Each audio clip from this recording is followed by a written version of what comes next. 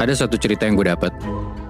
Jadi ada satu orang yang memulai dengan niat baik, tapi ujung-ujungnya ternyata niat baik tuh nggak segampang itu, Nat, Moy. Jadi satu orang ini ngebantuin temennya dia, tapi malah dia ikutan repot gitu. Bahkan si cowok ini, si orang ini, saking repotnya dia ngalamin yang namanya kejadian horor. Waktu pas mudik gitu.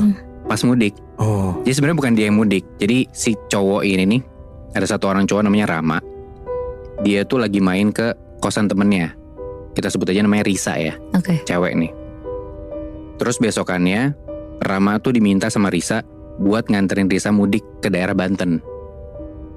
Nah, karena Rama tuh gak pernah naik motor jauh-jauh, awalnya dia tuh nolak. Karena katanya Bandung Banten tuh jauh banget. Oh, dia tinggal di Bandung. Di Bandung. Nah, si Risa ini mau mudik ke Banten. Oke. Jauh kan? Ya lumayan Iya. sih. Naik motor pula. Cuman berhubung Rama tuh gak tega ngelihat Risa naik motor sendirian, Bandung Banten, cewek pula kan. Ya udah akhirnya dia coba bantuin lah. Soalnya Risa ini pulang emang dia mau mudik ke Banten itu, dia mau nengokin ibunya yang lagi sakit. Ya udah akhirnya Rama putusin lah buat ngelakuin niat baik nganterin Risa. Oke. Berangkat nih mereka berdua, Rama sama Risa, dari Bandung sekitar jam 11 siang. Dan ini pertama kalinya mereka berdua tuh naik motor jarak jauh. Dan ini emang rencananya pulang pergi, Nat, Moy.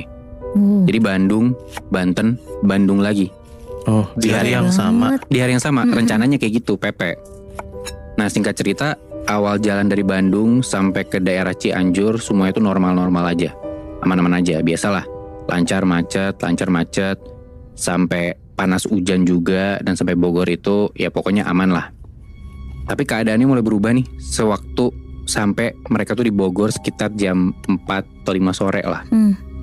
Nah di sini Risa tuh bilang ke Rama, kakaknya Risa tuh nelpon, nyuruh buat gak usah lanjutin dulu perjalanannya. Nah heran dong Rama, kayak kenapa emang? Kakaknya Risa bilang, mending nginep dulu aja semalam di rumah kakaknya Risa di Bogor. Besokannya baru lanjut perjalanan lagi. Karena katanya kalau misalkan lanjut di jam segitu, ada daerah yang bakal dilewatin tuh bahaya, kata kakaknya Risa. Oke. Dan daerah ini tuh banyak kejadian rawan lah, maksudnya bahaya, kecelakaan atau apa gitu. Ya. Dan itu di daerah Jasinga namanya. Mungkin kalau orang Bogor tahu kali ya daerah situ. Singkat cerita, karena Risa nih ngeyel, pengen lanjut buat nengokin ibunya ini, akhirnya mereka lanjut lah. Maghrib lewatin Bogor dan udah masuk nih ke daerah Jasinga itu. Dan usut punya usut, katanya daerah itu tuh dulu bekas hutan belantara luas gitu. Awal masuk daerah itu tuh sebenarnya masih normal-normal aja. Walaupun gelap, masih kedengeran lah suara azan, walaupun agak samar-samar gitu ya. Dan lampu tuh masih rada terang. Masih kelihatan juga di kanan kiri mereka tuh kayak ada kampung gitu lah. Pokoknya perumahan-perumahan gitu lah. Nah cuman di sini nih Nat, Moy, mulai kejadian anehnya. Jadi sekitar jam 7 malam, Risa tuh bisik-bisik ke Rama. Katanya daerahnya kok sepi ya, kayak ada yang aneh. Banyak rumah di pinggir jalan situ, tapi mereka tuh gak nemu satu orang pun yang ada di depan rumah. Jadi seakan-akan rumahnya banyak, tapi pada kosong semua gitu. Dan gak ada orang sama sekali. Aneh sih. Dan entah kenapa hal ini tuh bikin Rama tuh merinding juga. Udah daerahnya tuh panjang jalannya, ketemu mobil motor juga jarang. Paling nemu cuma 1-2 mobil motor yang emang pengen nyalip Rama gitu loh. Itu pun mobil-mobilnya tuh pada kenceng jalannya. Jadi ya emang mereka berdua aja tuh di situ. Ya. Nah ada satu waktu di malam itu, ibunya Risa tuh tiba-tiba nelpon. Ditanya udah sampai mana. Risa jawab lah, udah sampai Jasinga.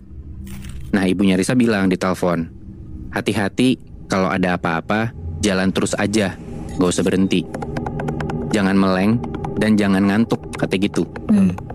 Nah Rama tuh gak sadar kalau ternyata suasana tuh udah gelap banget, ngelewatin kampung-kampung bahkan sampai masuk hutan gitu tiba-tiba. Dan semakin jalan ke depan, makin gak ada tuh motor mobil yang lewat sama sekali. Jadi makin sendiri nih mereka berdua nih. Jalanan mulus, jalanannya bagus, tapi anehnya jam segitu tuh sepi banget. Samar-samar Rama tuh dengar Risa tuh di belakang baca-baca bismillah gitu. Nah spontan, Rama tuh langsung merinding. Dia nengok kanan kiri. Tiba-tiba kepalanya Rama digetok dari belakang sama Risa. Kayak Risa tuh bilang, udah gak usah tengok-tengok, gak usah meleng. Jalan lurus aja, ikutin garis putih marka jalan. Intinya lo fokus nyetir aja lah. Ya. Dalam hati Rama, aduh kenapa tadi gak nurut sama kakaknya Risa ya. Tapi udahlah, udah terlanjur. Sampailah mereka di satu jalanan, kayak lewat pinggiran tebing, danau, dan hamparan kebun sawit yang gelap gulita gitu. Nah di sini nih, di tengah jalan yang kanan kirinya tuh ada kebun pepohonan gitu. Mereka ngedenger ada suara yang kira-kira jauh dari mereka. Samar-samar suaranya tuh kayak manggil-manggil mereka gitu. Dari arah pepohonan di kanan kiri mereka. Suaranya kayak suara cowok manggil-manggil. Hey, hey, hey, gitu. Aduh. Karena Rama kaget, dia langsung refleks tuh ngegas motornya biar ngebut gitu kan. Tapi taunya di depan mereka itu jalan belok-belok, nanjak pula. Jadi kayak jalanannya makin susah nih buat jalanin. Udah pakai motor metik juga nih mereka. Jadi nanjak tuh kayak susah lah gitu. Nah Risa juga jadi takut.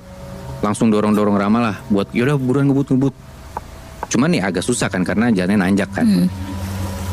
Selang beberapa meter ke depan ada suara lagi tuh. Kali ini samar-samar suara cewek kayak nangis terisak gitu loh.